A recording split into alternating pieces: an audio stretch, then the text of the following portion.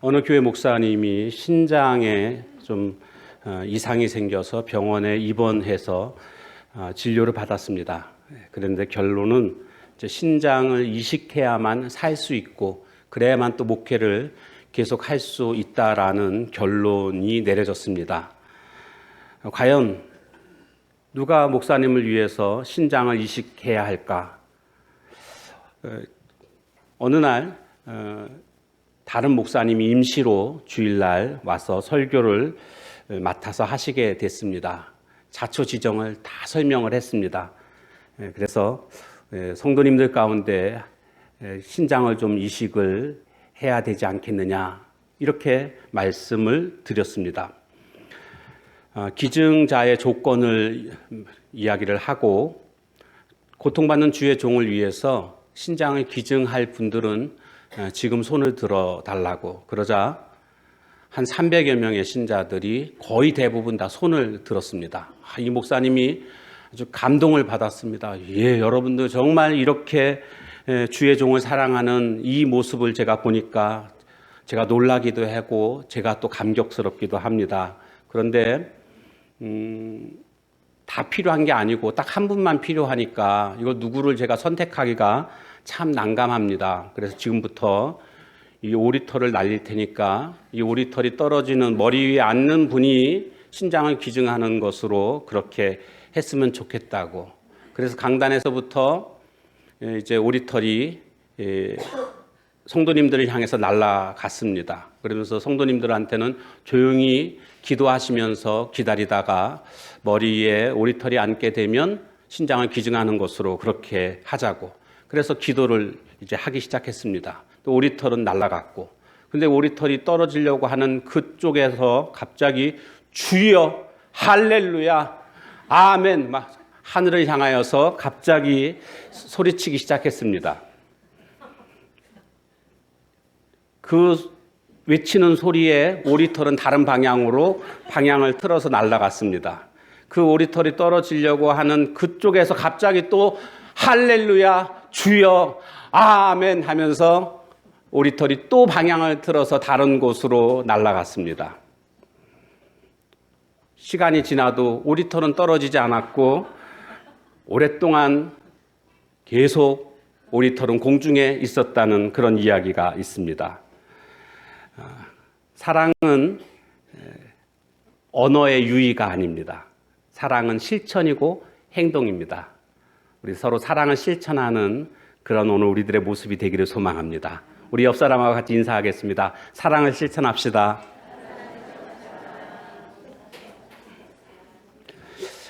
오늘 말씀 제목은 허드렛물 인생에서 포도주 인생으로 이런 말씀으로 은혜를 나누고자 합니다. 신학교에서 비교종교학이라는 과목을 배웠던 기억이 있습니다. 불교, 또 유교 이런 식으로 전부 다 기독교와 비교해서 어떤 차이가 있는지를 공부하는 그런 과목이었고 그렇게 공부하면서 기독교의 그런 탁월성, 우월성을 또 공부하기도 했습니다. 그랬는데 그 교수님께서 하신 말씀이 아직도 기억이 납니다. 그 기억이 어떤 말이었냐면 불교는 초상집과 같고 유교는 제삿집과 같고 기독교는 잔치집과 같다. 이런 말씀을 하셨었습니다. 그 말이 아직도 기억에 납니다. 예, 기독교는 잔치집과 같아야 된다. 왜요? 주님이 주시는 그런 기쁨이 있기 때문에요. 근데 과거에는 그냥 교회에서는 울어야 된다. 이런 생각들을 가지고 있었던 것 같습니다. 그래서 초상집처럼 계속 우는 것이 신앙생활을 잘하는 것으로 여겼고 그래서 울 일도 없으면서 괜히 교회 와가지고 그냥 일부러라도 우는 것처럼 마치 초상집에 아이고 하는 것처럼 교회 와서는 기도만 하면 그냥 눈물을 흘리면서 통곡을 하는 이런 모습들이 없지 않아 있었습니다. 그래서 옛날에는 교회 갔으려고 그러면은 집값 떨어진다고 교회 들어서는 것을 막고 그러기도 했습니다. 저희 아버님 목회하실 때도 보니까 정말 엄청나게 많이 울었던 기억이 납니다. 성도님들이 그냥 그렇게 뭐 이렇게 우시나 그랬더니 드라마 생각하면서 우시기도 하시고 막 그랬던 이야기도 제가 들었는데 기독교는요, 기본적으로 주님의 십자가도 십자가지만 주님의 부활을 또 우리가 기억하면서 기뻐하는 그런 모습이 되어야 할 줄로 믿습니다. 돌아가시기도 했지만 부활하시지 않았습니까? 그러기에 우리는 늘 기쁨과 감사함으로 살아가야 될 줄로 믿습니다. 제가 이 말씀을 드린 것은 예수님께서 요한복음을 통해서 7가지 기적을 일으키셨는데 그 첫 번째 기적이 바로 혼례 잔치집에서 기적을 일으키셨습니다. 그냥 병 고치는 그런 기적이 처음 기적이 될 수도 있었을 것이고 뭐 다른 어떤 기적을 통해서도 첫 번째 기적이 될 수 있었는데 왜 하필 혼례집에서 잔치집에서 물이 포도주가 되는 것을 통해서 첫 번째 기적을 삼으셨는가? 이것은 의미가 있습니다. 그 의미를 좀 살펴보려고 합니다. 그런데 이 기적은 기적이라고 기록이 되어 있지 않고 표적이라고 기록이 되어져 있습니다. 11절에 보면 예수께서 이 첫 표적을 갈릴리 가나에서 행하여 그랬습니다. 표적이라는 것은 어떤 의미를 가진 기적을 표적이라고 얘기합니다. 예를 들자면 표지판을 예를 들겠습니다. 포곡읍사무소라는 표지판이 둔전 사거리에 이렇게 있습니다. 그러면 그 표지판이 있는 위치가 아무 의미가 없습니다. 그 중요하지 않습니다. 그 포곡읍사무소가 어느 쪽으로 가느냐가 그 방향을 가르쳐 주는 것이 중요한 것이지 그 표지판이 어디에 있는지는 하등 중요하지 않다라는 것입니다. 마찬가지로 이 표적이라는 것은 그 기적을 통해서 그 기적이 우리에게 알려주고자 하는 의미를 발견하는 것이 중요한 것이지 그 기적 자체가 중요한 것이 아니라는 것입니다. 요한복음에 나오고 있는 이 7가지 기적들 가운데 특별히 이 가나 혼인잔치에서의 기적은 표적이라고 말하고 있는데 왜 표적이라고 했는가? 바로 주님의 능력을 나타냄과 동시에 예수님이 구원자이심을 나타내는 것이 목적이었습니다. 그래서 이 기적을 나타낸 것이고 특별히 기독교인들 구원받은 오늘 우리들은 거듭남이라는 그런 교리를 우리는 다 알고 있습니다. 예수님을 믿음으로 말미암아 거듭난 하나님의 자녀가 된 것입니다. 이 거듭남 교리는 가장 중요한 것입니다. 바로 물이 포도주가 된 것은 완전히 거듭남을 뜻하는 것입니다. 완전히 변화된 것. 그리스도 예수 안에 있는 자에게는 새로운 피조물이 된 바울 사도 고린도후서 5장 17절 말씀처럼 완전히 새로워진 것을 말씀해 주기 위해서 그것을 알려주기 위해서 물이 포도주가 되는 그런 혼인잔치에서의 그런 이적이 처음 일어났다라는 것을 우리는 생각해 보게 되는 것입니다. 기독교의 본질이 뭘까요? 왜 예수님 믿으십니까? 예수님 믿고 구원받기 위해서. 예수님 믿는 거죠. 너무나 쉬운 답입니다. 이 본질을 알려주기 위해서 이 가나 혼인잔치에서 물로 포도주를 만드시는 그 기적을 행하시는 것을 우리는 또 생각해 볼 수가 있습니다. 본질이라는 것은 예수님 믿고 구원받는 것, 구원받는다는 것을 또 다른 말로 말하면 복받는 것. 복받는다는 것은 영적으로 구원받는 것과 동시에 우리가 살아가는 삶 속에서 하나님께서 베풀어 주시는 여러 가지 혜택들, 영적이든 육적이든 이 모든 것들을 다 포함해서 우리는 복받는다고 말할 수가 있을 것입니다. 그렇습니다. 우리는 예수님 믿고 복받는 자들이 되어야 합니다. 자, 그런데 복을 받아야 되는데 우리가 살아가는 삶의 현실은 포도주가 모자라는 것들을 경험하게 됩니다. 오늘 3절 말씀에 보면 포도주가 떨어진지라 이렇게 시작이 되고 있습니다. 혼인잔치에서 포도주가 떨어졌습니다. 포도주는 기쁨을 뜻하는 거거든요. 혼인잔치에서 포도주가 떨어졌다는 것은 아주 큰 일이 벌어진 것입니다. 오늘 우리들의 인생 속에서도 포도주가 떨어지는 그런 결핍의 문제들이 생길 수 있음을 우리는 깨닫게 됩니다. 큰 일이 생긴 겁니다. 그랬는데 예수님의 어머니였던 마리아가 예수님한테 3절에 보니까 이르되 저들에게 포도주가 없다 하니, 예수님한테 지금 얘기를 합니다. 예수님이 포도주를 많이 숨겨놓으신 것도 아니고 포도주를 살 만한 돈을 갖고 계신 것도 아닌데 왜 예수님한테 지금 이 어머니가 얘기를 할까요?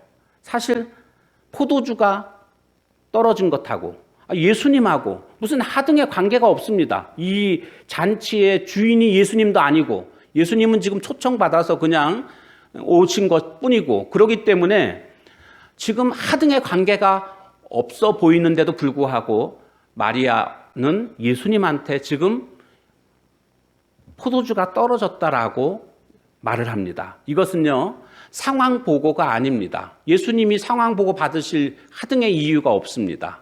이것은 상황 보고가 아니라 예수님, 지금 포도주가 떨어졌습니다. 이것을 좀 해결해 주십시오라고 요청하고 있는 것입니다. 여자분들은 꼭 그렇게 얘기를 하죠. TV 보다가 이렇게 홈쇼핑에서 예쁜 옷이 나오면 남편한테 그럽니다. 저 옷 참 예쁘네? 그렇게 얘기를 합니다. 예쁘다는 상황 보고가 아니라 빨리 사줘, 이런 얘기입니다. 남자분들은 대부분 근데 그것을 알아채지 못합니다.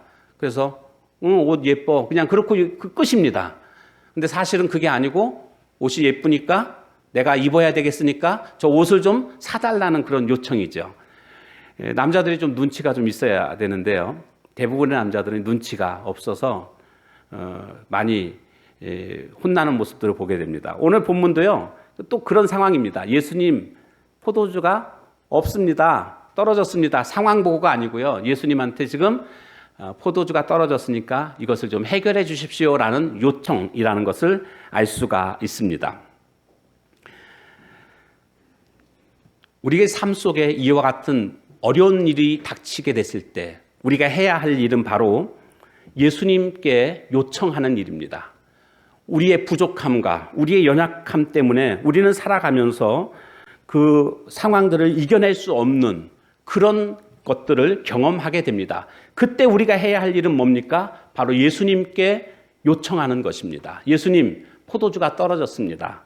이 상황을 좀 해결해 달라고 요청하는 겁니다. 요청한다는 게 뭡니까? 어떤 걸 통해서요? 기도를 통해서 우리는 주님께 요청할 수가 있습니다. 주님은요, 우리의 연약함을 아십니다. 우리의 부족함을 아십니다. 그래서 다 준비해 놓고 계십니다. 여리고성을 정탐하러 두 정탐꾼이 갔다가 금방 들통이 나가지고 도망치다가 기생 라합의 집에 숨어들게 됩니다. 간첩이죠. 간첩 보면 어떻게 해야 됩니까? 신고해야지 마땅한데도 불구하고 기생 라합은 신고한 것이 아니라 이 두 명의 정탐꾼을 숨겨줍니다. 그리고 안전하게 돌아갈 수 있도록 나중에 내보내줍니다. 하나님께서는 기생 라합을 통해서 이 두 정탐꾼을 숨겨줄 것을 준비해 놓고 계셨던 것입니다. 오늘 우리들의 인생 속에서도요, 하나님은 전혀 생각하지 못했던 그런 방법들로 준비해 놓고 계시다는 것을 우리는 깨달아야 되겠습니다. 엘리야 선지자가 그릿시냇가에 숨어 있었을 때에 아침 저녁으로 까마귀가 떡과 고기를 물어다 줬던 것을 여러분 기억하실 겁니다. 여러분 상상이나 할 수 있겠습니까?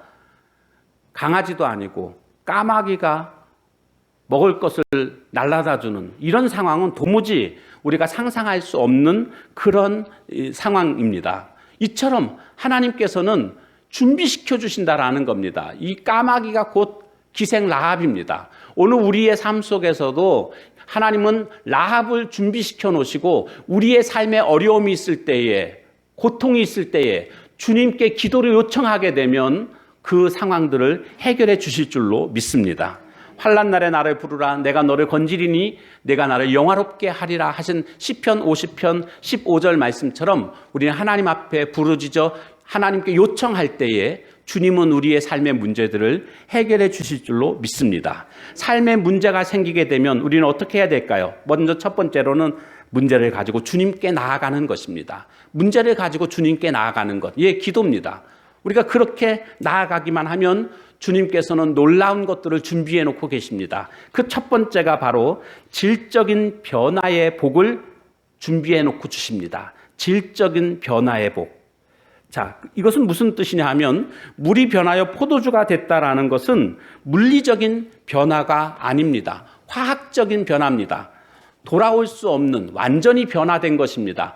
물이 얼음이 된 것은 물리적인 변화입니다. 이건 다시 돌아올 수가 있습니다. 그런데 물이 포도주가 된 것은 다시 물로 돌아오지 않습니다. 완전히 변한 겁니다. 질이 변했다라고 말하고 있습니다. 물은 세 가지 특징이 있습니다. 무색, 무치, 무미. 색깔이 없고 맛도 없고 향기도 없습니다. 반면에 포도주는 아주 좋은 향기와 좋은 맛과 향기를 가지고 있습니다. 완전 다른 것을 볼 수 있죠. 우리가 좀 싱거운 사람들을 이야기할 때, 속 없는 사람들을 이야기할 때 맹탕 같은 사람이다 이런 이야기들을 많이 합니다. 맹물 같은 사람이다 이렇게 이야기를 하기도 합니다. 부정적인 그런 의미가 담겨져 있습니다. 반면에 우리가 포도주 인생은 참으로 아름다운 인생이다라고 말할 수가 있습니다. 극상품의 포도나무를 심었노라. 주님은 이스라엘 백성들을 향하여서 이렇게 말씀을 하시기도 했습니다. 물이 변하여 포도주가 됐다라는 것은 우리 삶의 질이 변했다는 겁니다. 다시 말씀드리면 내가 예수님을 믿기 이전에는 물과 같은 인생이었지만 예수님을 믿고 난 이후에는 포도주와 같은 인생으로 변화되었다라는 것을 말해주고 있는 것입니다. 오늘 본문 말씀 6절에 보니까 거기에 유대인의 정결 예식을 따라 두세 통 드는 돌 항아리 6이 놓였는지라 이런 말씀이 있습니다. 여기 정결 예식을 따라 두세 통 드는 돌 항아리가 있었다. 그러니까 정결 예식이 뭘 의미하냐 하면 밖에 나갔다 들어올 때 손발을 씻는 그런 예식이 있습니다. 거기는 아주 더운 날하고 모래가 많습니다. 그리고 신발도 슬리퍼 같은 것을 신고 다녔고 그러다 보니까 손발이 아주 더러워지거든요. 그래서 항상 나갔다 들어올 때는 손발을 꼭 씻습니다. 그게 정결 예식입니다. 그래서 그런지 몰라도 세계 의학 잡지의 발표에 의하면 유대인들이 암이 가장 적게 발생한다고 합니다. 그 이유가 뭔가 추적해 보니까 손발을 깨끗이 씻어서 암이 발생률이 가장 낮다라는 그런 보고도 있습니다. 이런 정결 예식, 그러니까 지금 그 돌 항아리에 있는 물이라는 것은 어떤 물인가? 허드렛 물입니다. 손발을 씻는 음료가 아니라 우리가 먹을 수 있는 음료가 아니고 손발을 씻는 허드렛 물이라는 것을 알 수가 있습니다. 자, 그랬는데 예수님께서 지금 그 허드렛 물을 포도주로 바꾸셨다라는 것입니다. 우리 인생이 예수님 믿기 전에는 허드렛 물과 같은 그런 인생이었지만 예수님을 믿고 난 이후에는 포도주와 같은 그와 같은 인생이 된다라는 것을 지금 말해주고 있는 것입니다. 질적인 변화, 완전히 바뀐 변화, 이것을 말해주고 있습니다.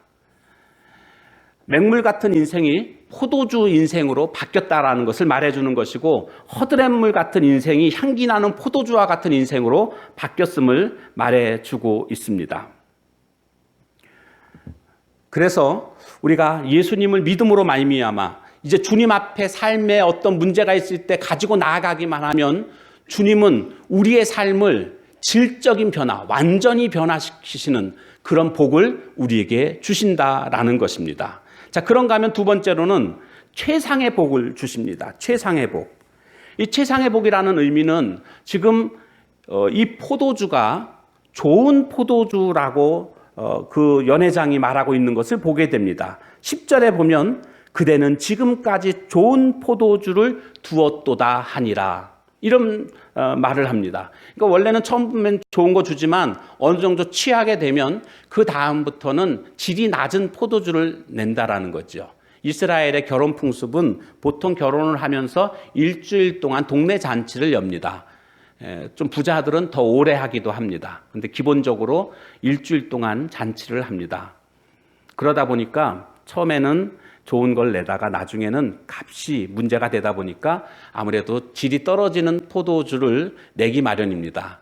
그랬는데 지금 예수님께서 그 허드렛물을 가지고 아주 극상품의 포도주를 지금 만드셔서 제공해 주니까 이 연회장이 그것을 맛을 보고는 이런 집이 없는데 이 집은 참 대단하다고 이렇게 지금 말을 하고 있는 것을 보게 됩니다.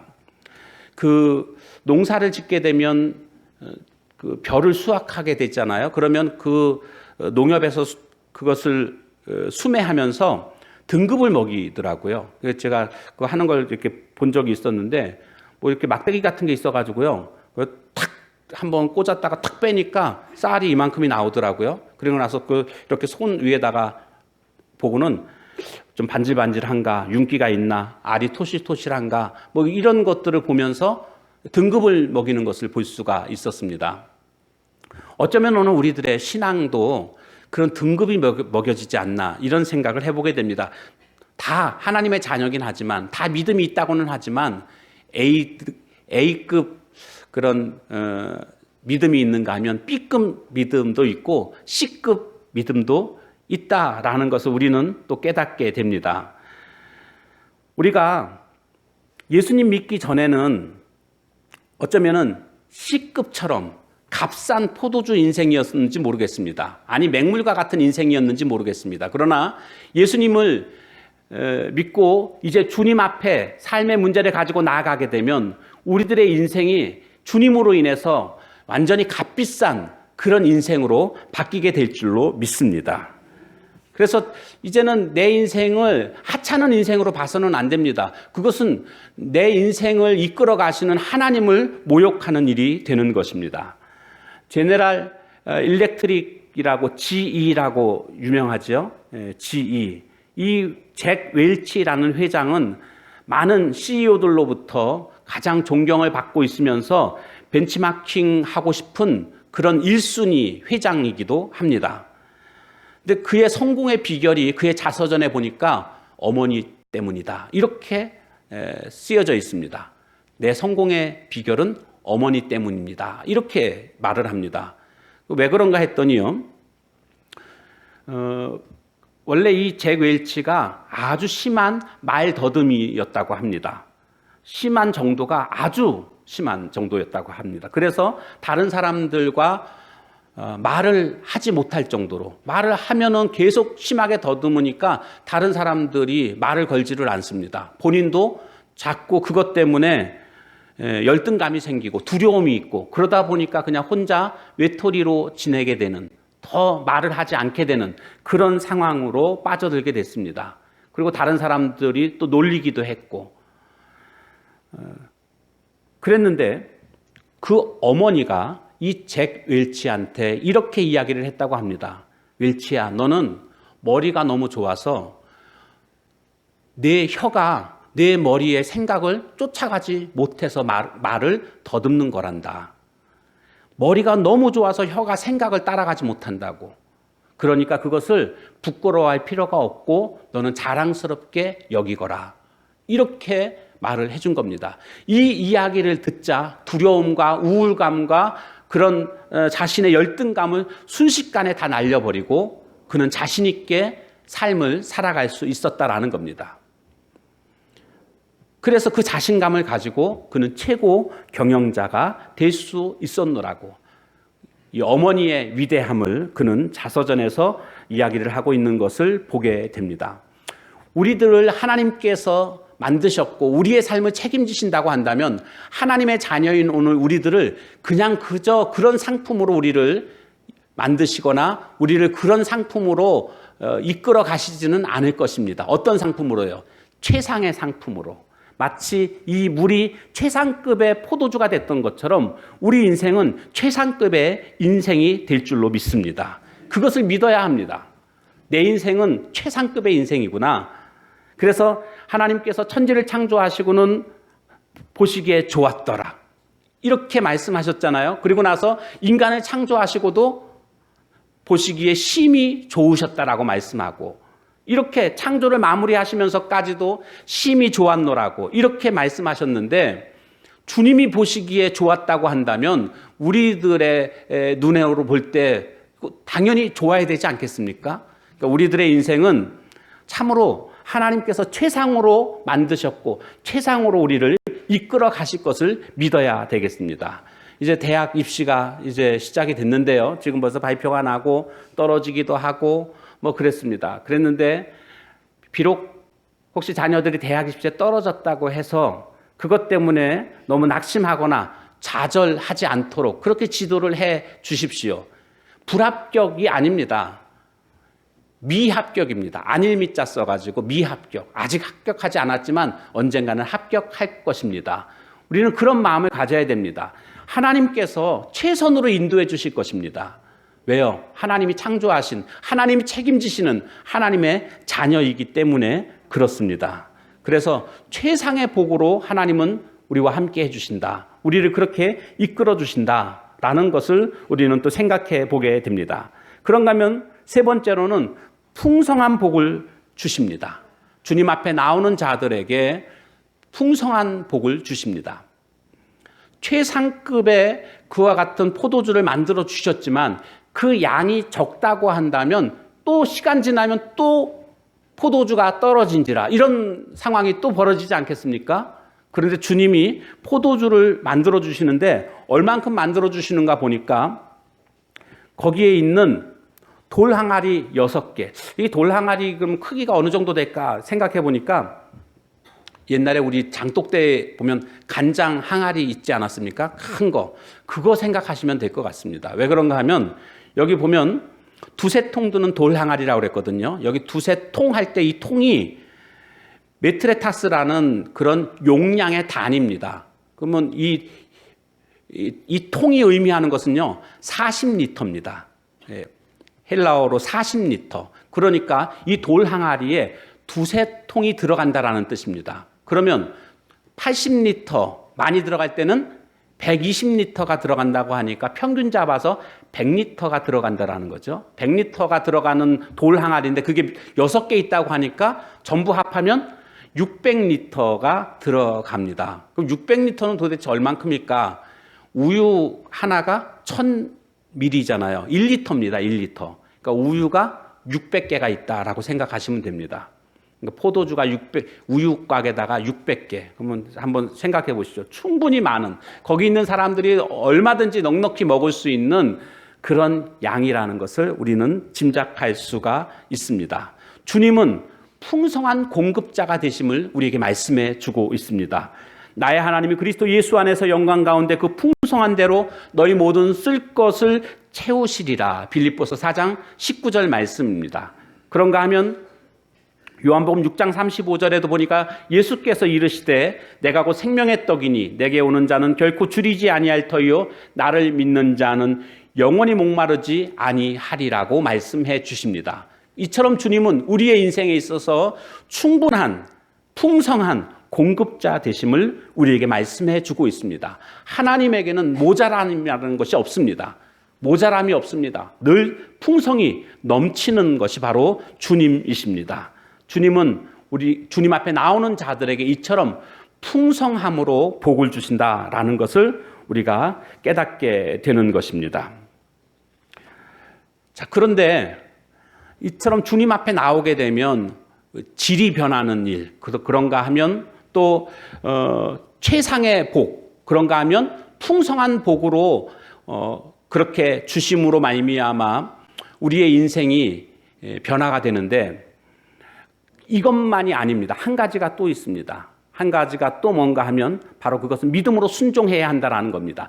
주님 앞에 먼저 나아가야 되겠고 두 번째는 나아가는 것이 다가 아니라 이제 믿음으로 순종하는 것입니다. 바로 마리아가 믿음으로 순종했기 때문에 지금 이와 같은 기적이 일어나는 복을 받게 된 것입니다. 목사님 성경 잘못 보신 거 아닌가요? 무슨 마리아가 순종을 했어요? 거기 하인들이 순종을 했지 왜 마리아가 순종했다고 말씀하시나요? 이렇게 아마 의문을 품을지도 모르겠습니다. 그런데 지금 말씀을 잘 살펴보게 되면 마리아가 지금 예수님한테 이 포도주가 떨어졌다라고 요청을 하고 있습니다. 그리고 나서 마리아가 하인들한테 얘기를 합니다. 5절 보면 나오죠? 5절에 보면 그의 어머니가 하인들에게 이르되 너희에게 무슨 말씀을 하시든지 그대로 하라 하니라. 순종하라는 겁니다. 하인들한테 일러둡니다. 무조건 예수님이 시키면 순종하라. 이렇게 일러둡니다. 마리아는 자기 자신도 순종할 준비가 되어져 있습니다. 그런데 예수님께서 하인들한테 일을 시키게 되면 하인들 너희 무조건 순종해야 돼. 이래서 지금 하인들한테 순종하라고 이야기를 해놓고 있는 것입니다. 마리아 스스로가 순종할 마음이 없으면서 지금 하인들한테 순종하라고 말할 수 있겠습니까? 마리아가 순종할 마음의 준비가 되어져 있습니다. 뭐 예수님께서 마리아한테 혹시 시키면 마리아는 분명히 순종했을 겁니다. 그런데 예수님께서 마리아에게 시킬 확률보다 하인들에게 시킬 확률이 훨씬 더 높지 않겠습니까? 그러자 마리아는 자기도 준비가 돼 있지만 지금 하인들한테도 일러두는 겁니다. 예수님이 시키면 무조건 하라고, 순종하라고 지금 이렇게 해놓은 것입니다. 예수님께서 하인들한테 진짜 시키십니다. 저 허들에 물 담아놓는 저 돌 항아리에 물을 채우라고. 그냥 예수님은 물을 채우라고 했는데 이 하인들이 아기까지 채웠다. 끝까지 채웠다는 겁니다. 근데 생각해 보십시오. 지금 상황은 포도주가 필요한 상황입니다. 허들의 물이 필요한 상황이 아니었습니다. 한마디로 말하면 이해되지 않는 상황입니다. 예수님의 그 말씀이 이해되지 않습니다. 그럼에도 불구하고 하인들은 예수님이 시키는 대로 진짜로 돌 항아리에 물을 채웠습니다. 그리고 연회장에게 그것을 갖다 주라는 그런 예수님의 명령 앞에 그들은 또 토를 달지 않고 그냥 그대로 순종합니다. 연회장에게 그 물을 떠다 줍니다. 여러분, 이해되지 않는 상황이 있습니다. 우리가 살아가다 보면 주님의 말씀이 도무지 이해되지 않는 상황을 우리는 경험하게 됩니다. 그때 해야 될 일이 뭔지 아십니까? 무조건 순종하는 겁니다. 한번 따라해 보겠습니다. 이해되지 않을 때 무조건 순종하자. 성경에 보면 기적이 일어나는 곳곳마다 늘 무조건적인 순종이 동반되고 있음을 우리는 발견하게 될 것입니다. 순종이 있으니까 기적이 일어난 겁니다. 주님은 기적을 일으키실 때 그 기적을 경험할 만한 믿음이 있는가 없는가를 보십니다. 그 믿음이 있는가 없는가를 측정하는 것이 바로 순종입니다. 그래서 순종과 더불어서 기적이 일어나고 있는 모습들을 볼 수가 있습니다. 그 순종 속에는 역시 믿음이 포함되어져 있습니다. 그러므로 오늘 우리는 이해되지 않을 때, 이때가 바로 믿음으로 순종할 때구나 라고 생각하고 이해되지 않으면 무조건 순종하는 것입니다. 지금 이 하인들의 모습을 보십시오. 그냥 아주 순진하게 순종하고 있습니다. 여러분, 순진하게 순종하는 사람들은요, 일이 순조롭게 그렇게 이루어집니다. 반면에 되게 까다롭게 구는 사람들이 있습니다. 아주 까칠한 사람들이 있습니다. 이런 사람들은요, 주님이 까다롭게 일을 처리하실 것 같아요. 주님 앞에 좀 그냥 토달지 않고 주님이 말씀하시면 주님 말씀이라고 한다면 예, 알겠습니다 하고 순종할 때 일들이 진행이 되고 주님이 일하시죠. 뭐 말할 때마다 왜 그러는데요? 도대체 뭐 때문에 그러시는 건데요? 이러면요, 같이 일하고 싶지가 않으실 겁니다. 우리도 그렇지 않습니까? 뭐 좀 얘기하면 좀 빨리빨리 좀 알겠습니다 하고 그렇게 순종해야지 같이 일하지. 자꾸 물어보고 이건 아닌 것 같은데요 막 이러면 같이 일 못합니다. 우리가요, 하나님이 사용하시기에 편한 도구가 되어야 합니다. 그러기 위해서는 가장 중요한 것이 뭔가? 바로 믿음으로 순종하는 일인 줄로 믿습니다. 그래서 종교개혁자 마틴 루터도요, 순종이 이적보다 낫다 이런 말을 했습니다. 우리가 순종하는 모습이 있어야 합니다. 그럴 때에 바로 놀라운 기적을 우리는 경험하게 될 줄로 믿습니다.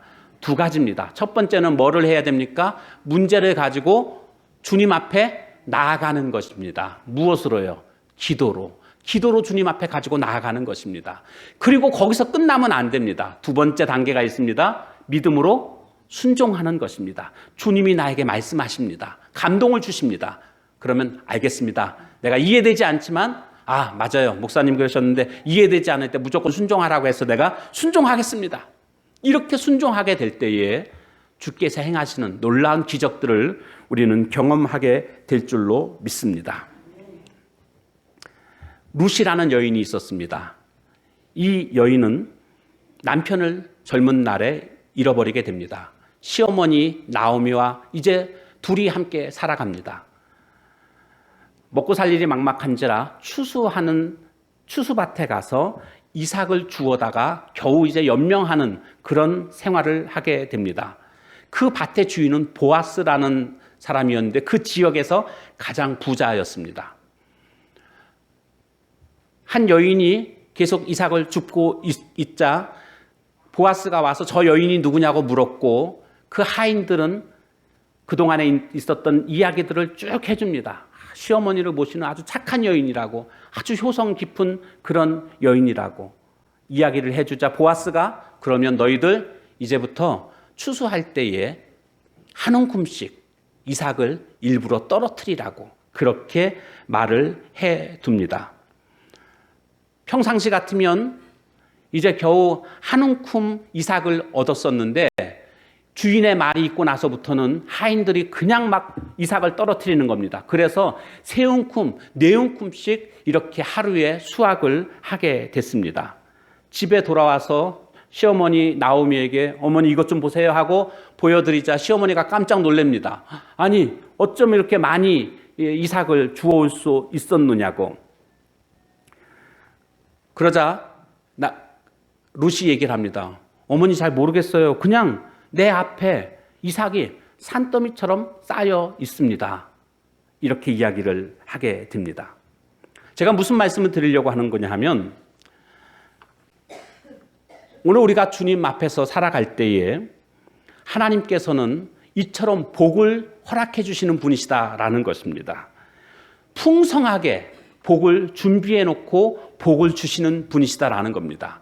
하나님은 룻이 그냥 계속 이삭만 줍도록 하나님은 계획하신 게 아니었습니다.